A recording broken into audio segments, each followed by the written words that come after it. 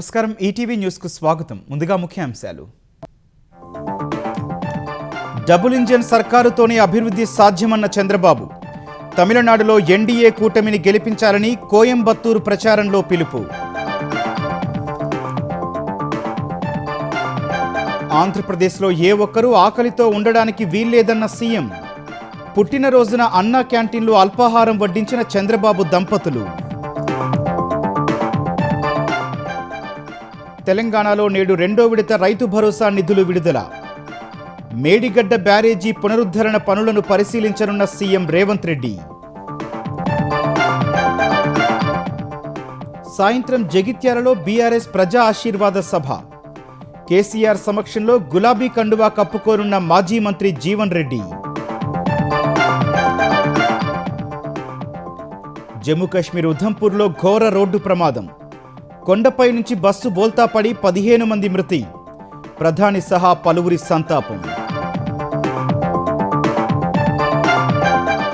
దక్షిణ కొరియా అధ్యక్షుడితో ప్రధాని మోదీ ద్వైపాక్షిక చర్చలు. కీలక రంగాల్లో పరస్పర సహకారం మరింత పెంపొందించుకోవాలని నిర్ణయం. అమెరికా చరిత్రలోని అతిపెద్ద టారిఫ్ రీఫండ్కు రంగం సిద్ధం. ట్రంప్ విధించిన సుంకాలను తిరిగి వ్యాపారులకు చెల్లించనున్న అధికారులు. అమెరికా ఇరాన్ రెండో విడత శాంతి చర్చలపై కొనసాగుతున్న ఉత్కంఠ. పాకిస్తాన్కు బృందాన్ని పంపే అంశంపై ఇంకా స్పష్టత ఇవ్వని టెహ్రాన్.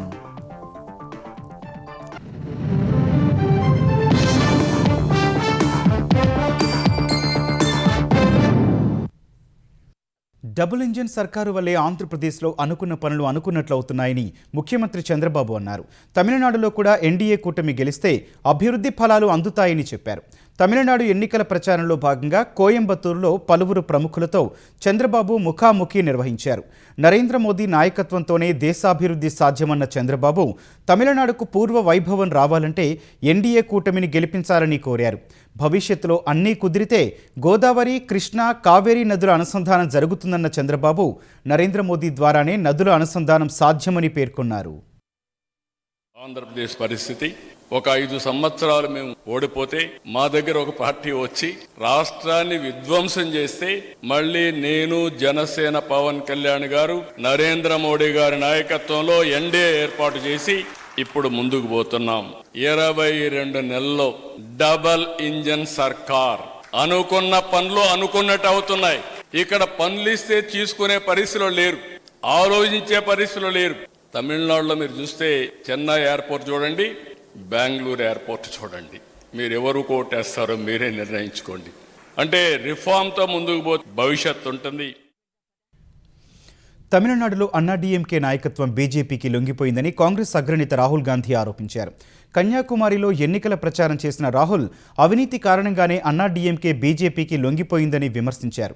ద్రావిడ భావజాలాన్ని ద్వేషించే ఆర్ఎస్ఎస్, బీజేపీ అన్నాడీఎంకే ద్వారా తమిళనాడును పాలించాలని ప్రణాళికలు చేస్తోందని ఆరోపించారు. తమిళ భాష, సంస్కృతి, చరిత్రను రక్షించడానికి డీఎంకే, కాంగ్రెస్ కట్టుబడి ఉన్నాయని స్పష్టం చేశారు. తమిళనాడును తమిళ ప్రజలు పాలించాలన్నదే తమ ఆకాంక్ష అని రాహుల్ తెలిపారు. Wherever they can, they try to capture power and run the state from Delhi. Now, they do not have the courage to say this to the people of Tamil Nadu directly. So what have they done? They have captured one of the glorious political parties of Tamil Nadu. The AIDMK played a historic role in Tamil Nadu's progress. But today, the AIDMK is a hollow shell. It has now become the instrument of the BJP to enter Tamil Nadu. The leadership of the AIDMK has surrendered to the BJP because of their corruption. And the RSS is trying to rule Tamil Nadu by proxy. ఆంధ్రప్రదేశ్లో ఏ ఒక్కరూ ఆకలితో అలమటించకూడదని ముఖ్యమంత్రి చంద్రబాబు స్పష్టం చేశారు. తిరుమలలో ఎన్టీఆర్ ప్రవేశపెట్టిన నిత్య అన్నదానం స్ఫూర్తితో ఏపీలో అన్నా క్యాంటీన్లు ప్రవేశపెట్టామన్నారు. తన పుట్టినరోజు సందర్భంగా విజయవాడ పటమట అన్న క్యాంటీన్లో సతీమణి భువనేశ్వరితో కలిసి చంద్రబాబు అల్పాహారం తీసుకున్నారు. మొదట చంద్రబాబు దంపతులు పేదలకు అల్పాహారం వడ్డించి తర్వాత వారు కూడా తిన్నారు. అన్న క్యాంటీన్లు ఎలా ఉన్నాయని అడిగి తెలుసుకున్నారు. ప్రభుత్వ సంక్షేమ పథకాలపై ఆరా తీశారు. తన పుట్టినరోజు సందర్భంగా అన్న క్యాంటీన్లలో ఇవాళ ఉచితంగా ఆహారం సరఫరాకు అవసరమైన 76 లక్షల రూపాయల విరాళం ఇచ్చిన భువనేశ్వరిని చంద్రబాబు అభినందించారు. పేదల ఆకలి తీర్చేందుకు మరింత మంది ముందుకు రావాలని పిలుపునిచ్చారు. త్వరలో మరికొన్ని క్యాంటీన్లు అందుబాటులోకి తెస్తామని చెప్పారు. గతంలో క్యాంటీన్లు మూసేసి పేదల పొట్టగొట్టిన వారు రాష్ట్రానికి అవసరమో కాదో ప్రజలు ఆలోచించాలని సూచించారు. అంతకుముందు చంద్రబాబుకు తిరుమలతో పాటు విజయవాడ దుర్గగుడి అర్చకులు వేద ఆశీర్వచనం అందించారు. పేదవాళ్ళు కూడా గౌరవప్రదంగా నాణ్యమైన ఆహారాన్ని పరిశుభ్రమైన వాతావరణంలో తినాలనే ఉద్దేశంతోనే ఈ కార్యక్రమానికి శ్రీకారం చుట్టాం. మొన్నే 62 ఓపెన్ చేశాం. ఇంకొక 5 కూడా తొందరలోనే ప్రారంభమవుతాయి. 275 క్యాంటీన్ని ప్రారంభిస్తున్నాం. భువనేశ్వర్ గారిని మనస్ఫూర్తిగా అభినందిస్తున్నాను. అన్నదానం అన్నింటికంటే మహాపవిత్రమైనది. మీరు ఒక పూట కానీ లేకపోతే ఒక క్యాంటీన్లో కానీ ఒక రోజు కానీ మీకు శక్తి ఉంటే మొత్తం కానీ అన్నదాన కార్యక్రమంలో మీరు భాగస్వాములు కావాలని పిలిపిస్తున్నా. ఆంధ్రప్రదేశ్ అనే మాట అన్నపూర్ణ. ఈ అన్నపూర్ణలో ఎవ్వడు కూడా ఆకలితో బాధపడకూడదు. చంద్రబాబు జన్మదినం సందర్భంగా ప్రముఖులు ఆయనకు శుభాకాంక్షలు తెలిపారు. తన ఆప్తమిత్రుడు చంద్రబాబు నాయకత్వంలో ఏపీ సరికొత్త శిఖరాల్ని అధిరోహిస్తోందని ప్రధాని మోదీ పేర్కొన్నారు. ప్రజాసేవ కోసం చంద్రబాబు సంపూర్ణ ఆరోగ్యంతో ఉండాలని ఎక్స్లో పోస్ట్ చేశారు. అమిత్ షా, గడ్కరీ, కిషన్ రెడ్డి, బండి సంజయ్, రామ్మోహన్ నాయుడు సహా పలువురు కేంద్ర మంత్రులు శుభాకాంక్షలు తెలిపారు. చంద్రబాబుకు భగవంతుడు ఆయురారోగ్యాలు, సంతోషాన్ని అందించాలని గవర్నర్ అబ్దుల్ నజీర్, ఉప ముఖ్యమంత్రి పవన్ కోరారు. చంద్రబాబు తన విజన్తో రాష్ట్రాన్ని అభివృద్ధి పథంలో నడిపించే బృహత్తర బాధ్యత తీసుకున్నారని పవన్ తెలిపారు. సీఎంకు మంత్రులు నారా లోకేష్, నారాయణ, కేశవ్ సహా మంత్రులంతా పుట్టినరోజు శుభాకాంక్షలు తెలిపారు. రాష్ట్రాభివృద్ధికి చంద్రబాబు నిరంతర కృషి ప్రతి ఒక్కరికి ప్రేరణగా నిలుస్తోందని హిందూపురం ఎమ్మెల్యే బాలకృష్ణ పేర్కొన్నారు. చంద్రబాబు ఆరోగ్యకరమైన, ప్రశాంతమైన దీర్ఘాయుష్ను పొందాలని కోరుకుంటున్నట్లు మాజీ సీఎం జగన్, ఏపీసీసీ అధ్యక్షురాలు షర్మిల శుభాకాంక్షలు తెలిపారు. చంద్రబాబు మామయ్యకు పుట్టినరోజు శుభాకాంక్షలు అంటూ జూనియర్ ఎన్టీఆర్ ఎక్స్లో పోస్ట్ చేశారు. చిరంజీవి, మహేష్ బాబు సహా పలువురు సినీ ప్రముఖులు చంద్రబాబుకు పుట్టినరోజు శుభాకాంక్షలు తెలిపారు. అందరికీ చంద్రబాబు ధన్యవాదాలు తెలిపారు. ప్రత్యేకించి ప్రధాని మోదీ నాయకత్వంలో ఏపీ ఆర్థిక శక్తిగా ఎదిగేందుకు కట్టుబడి ఉందని, వికసిత్ భారత్ ప్రయాణంలో చోదక శక్తిగా మారుతోందని తెలిపారు. అటు తెలుగుదేశం శ్రేణులు వాడవాడలా పెద్ద ఎత్తున చంద్రబాబు జన్మదిన వేడుకలు నిర్వహించారు. ముఖ్యమంత్రి రేవంత్ రెడ్డి కాసేపట్లో రైతు భరోసా 2వ విడత నిధులు విడుదల చేయనున్నారు. జయశంకర్ భూపాలపల్లి జిల్లా కాటారంలో జరిగే బహిరంగ సభలో ముఖ్యమంత్రి రైతు భరోసా నిధులు విడుదల చేస్తారు.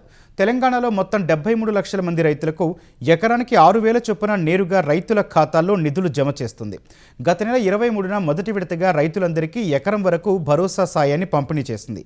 దాదాపు 3,590 కోట్ల రూపాయలు రైతుల ఖాతాల్లో జమ చేసినట్టు ప్రభుత్వం తెలిపింది.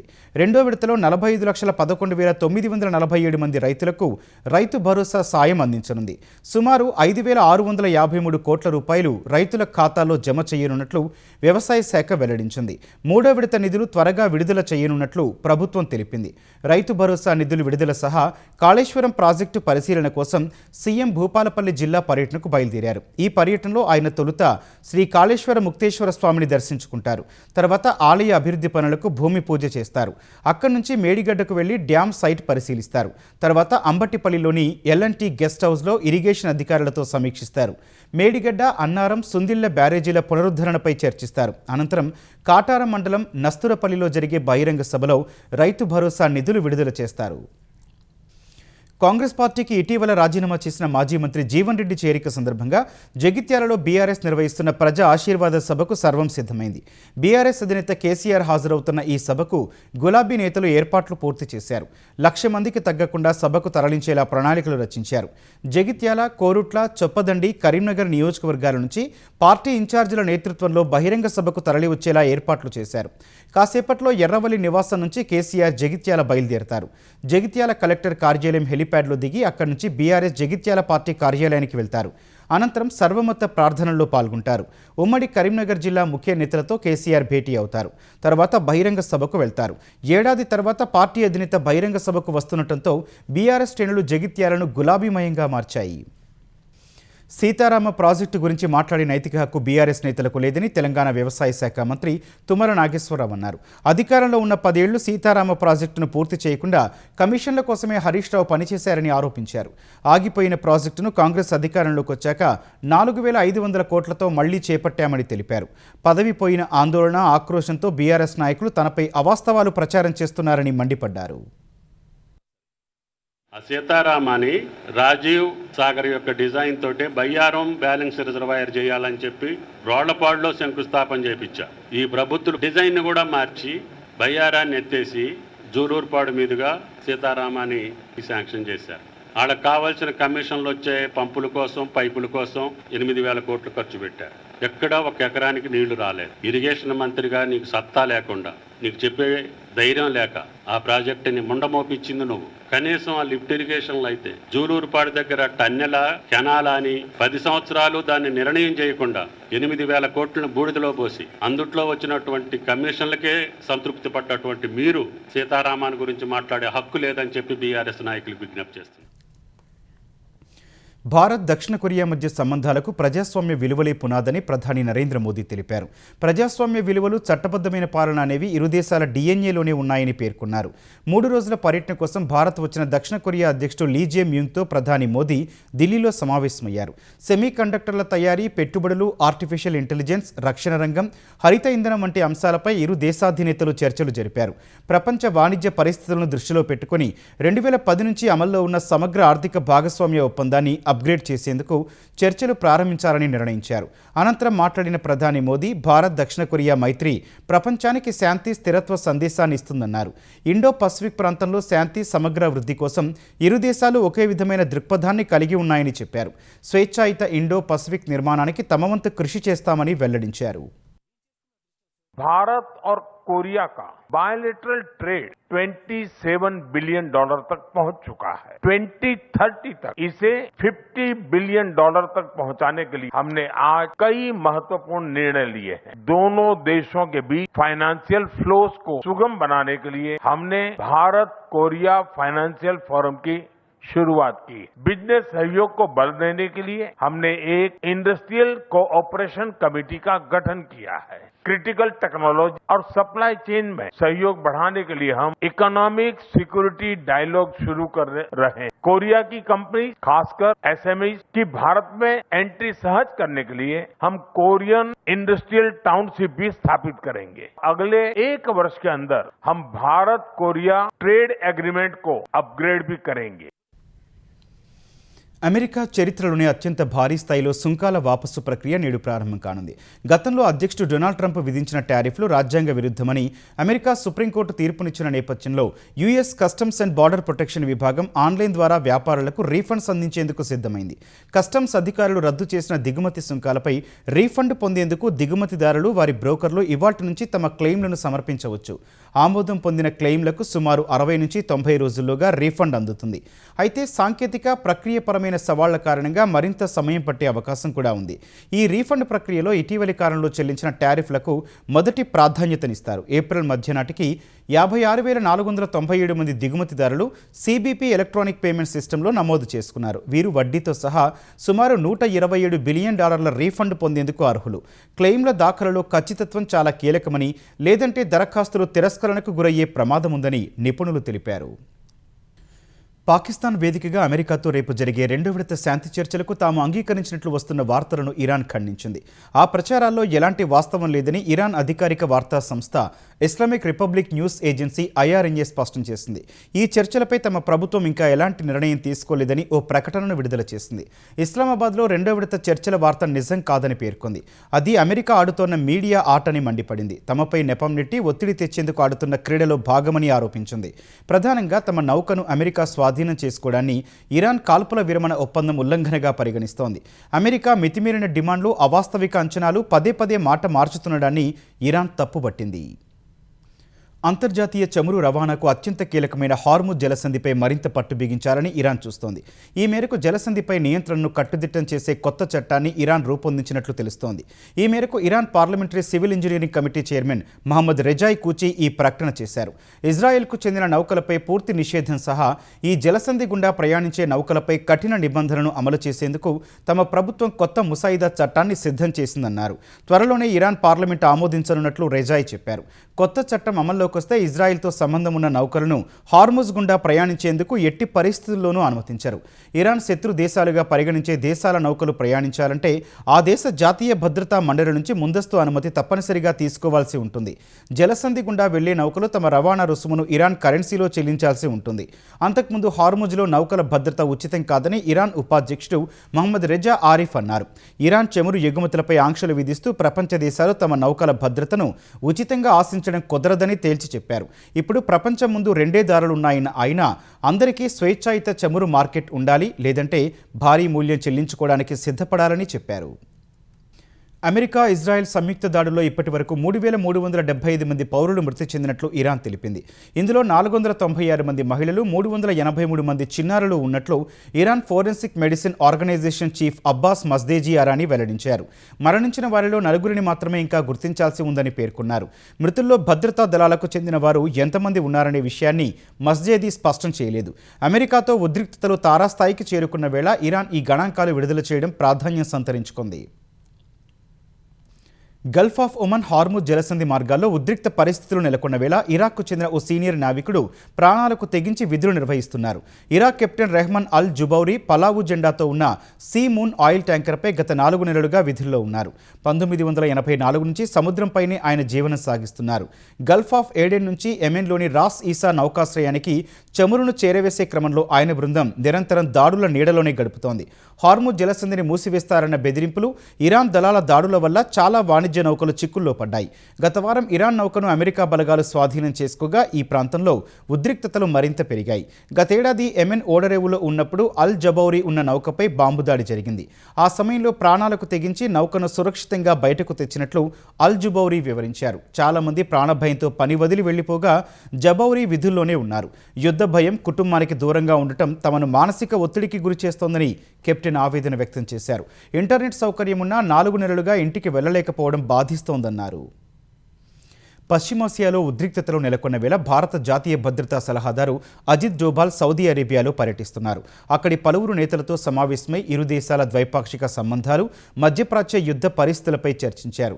సౌదీ విదేశాంగ మంత్రి ఫైసల్ బిన్ ఫర్హాన్, ఇంధన శాఖ మంత్రి Abdul Aziz bin Salman, Saudi జాతీయ భద్రతా సలహాదారు ముసాద్ అల్ ఐబాన్తో విడివిడిగా భేటీ అయిన అజిత్ ఇరు దేశాల ద్వైపాక్షిక సంబంధాల బలోపేతం, ఇంధన భద్రత, ప్రాంతీయ సుస్థిరతపై సుదీర్ఘంగా చర్చించారు.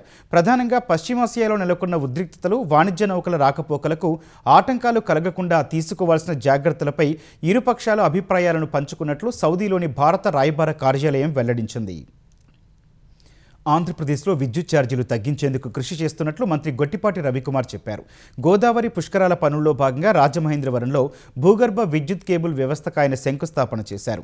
గోదావరి రివర్ వ్యూ నుంచి కోటిలింగాల ఘాట్ వరకు చేపట్టే భూగర్భ కేబుల్ పనులను ప్రారంభించారు. రాజమహేంద్రవరంలోని గౌతమి ఘాట్ వద్ద విద్యుత్ సబ్స్టేషన్కు శంకుస్థాపన చేశారు. ఈ కార్యక్రమంలో మంత్రి దుర్గేష్, ఎమ్మెల్యేలు గోరంట్ల బుచ్చయ్య, ఆదిరెడ్డి శ్రీనివాస్ పాల్గొన్నారు.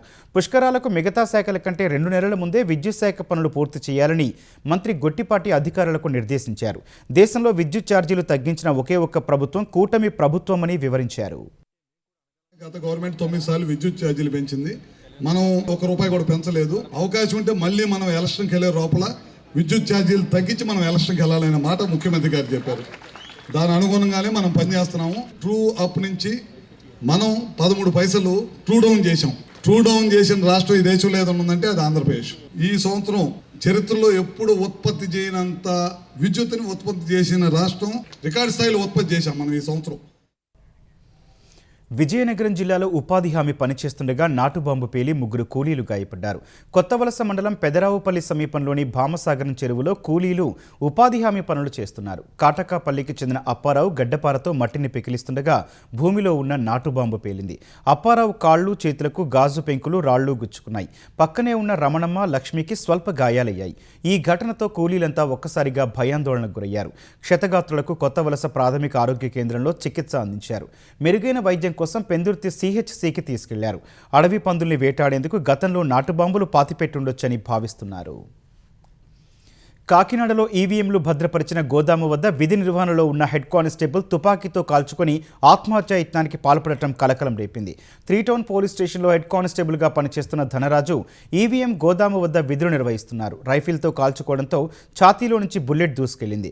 కింద పడి ఉన్న ధనరాజును సహచరులు వెంటనే జీజీహెచ్కు తరలించారు. ఎలాంటి ప్రాణాపాయం లేదని వైద్యులు వెల్లడించారు. ఆత్మహత్యాయత్నానికి కుటుంబ సమస్యలు లేదా విధి నిర్వహణలో ఏమైనా ఇబ్బందులు ఉన్నాయా అనేది తేలాల్సి ఉంది. హైదరాబాద్ గచ్చిబౌలి పోలీస్ స్టేషన్ పరిధిలోని టీఎన్జీఓస్ కాలనీలో తెల్లవారుజామున ఓ అపార్ట్మెంట్లో భారీ అగ్ని ప్రమాదం సంభవించింది. సెల్లార్లో విద్యుత్ షార్ట్ సర్క్యూట్తో మంటలు చెలరేగి దట్టమైన పొగలు వ్యాపించాయి. సెల్లార్లో పార్క్ చేసిన వాహనాలకు మంటలు అంటుకోగా 15 ద్విచక్ర వాహనాలు కాలి బూడిదయ్యాయి. తెల్లవారుజామున గాఢ నిద్రలో ఉన్న నివాసితులు పొగ కారణంగా ఊపిరాడక తీవ్ర ఇబ్బందులు పడ్డారు. పొగ దెబ్బకు అపార్ట్మెంట్లో ఉంటున్న 2 వ్యక్తులు తీవ్ర అస్వస్థతకు గురయ్యారు. 2కి కాలిన గాయాలయ్యాయి. వారిని వెంటనే ఆసుపత్రికి తరలించారు. సమాచారం అందుకున్న వెంటనే అగ్నిమాపక సిబ్బంది ఘటనా స్థలానికి చేరుకుని పై అంతస్తుల్లో చిక్కుకున్న వారిని రక్షించారు. సుమారు గంటకు పైగా శ్రమించి మంటలను అదుపులోకి తెచ్చారు. పోలీసులు ఈ ఘటనపై కేసు నమోదు చేసుకుని దర్యాప్తు చేస్తున్నారు.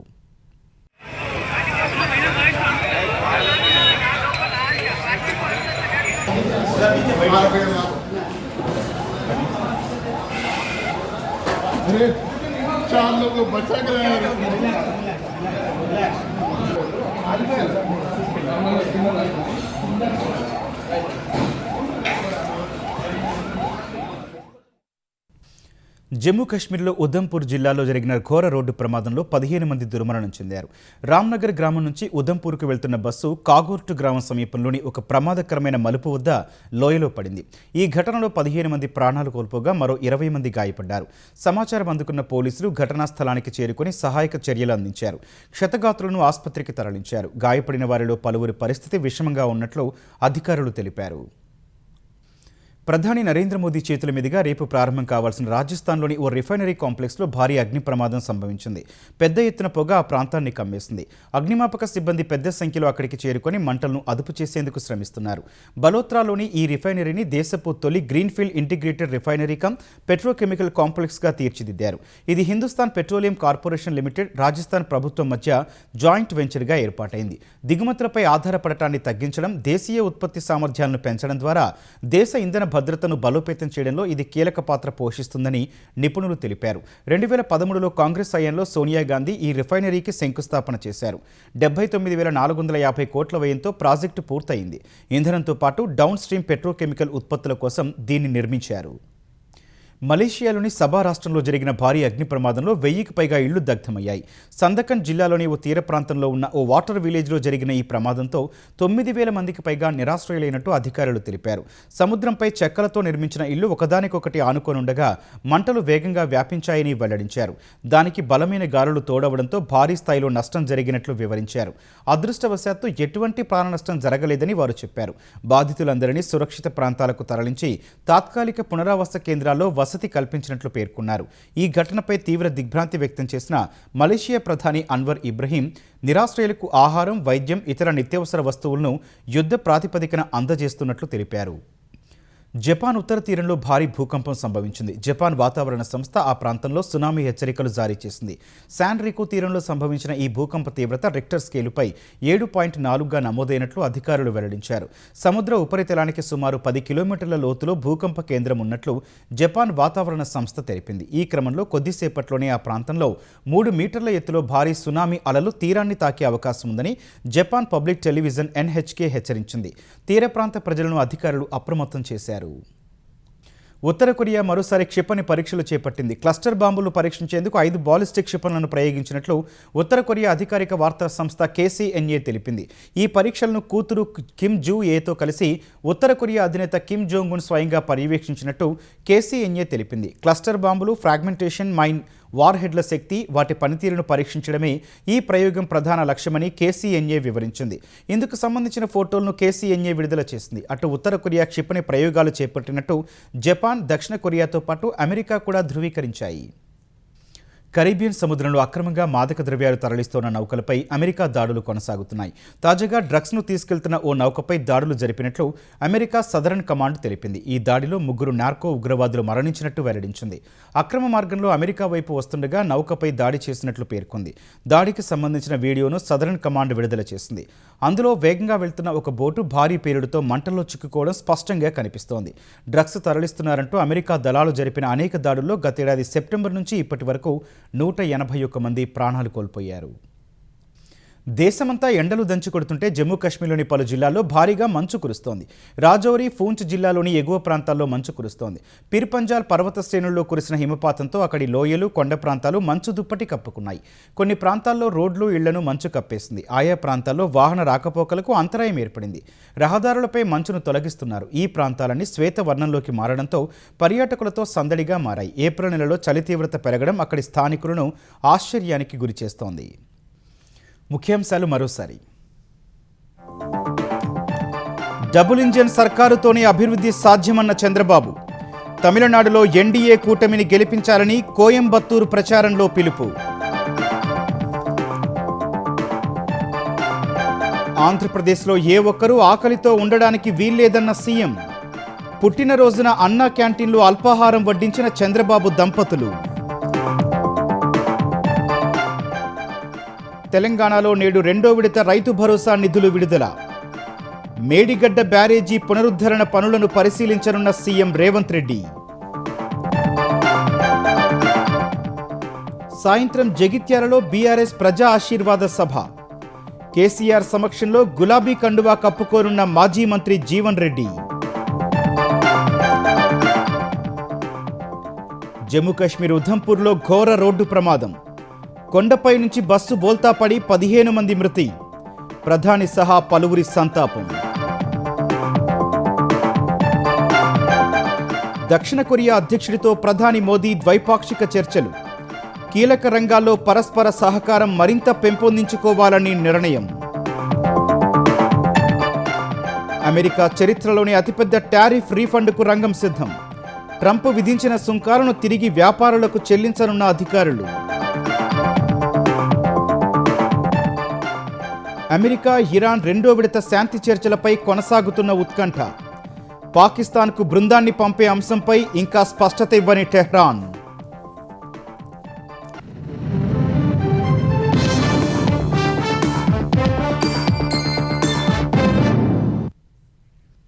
ఈటీవీ న్యూస్ సమాప్తం. నమస్కారం.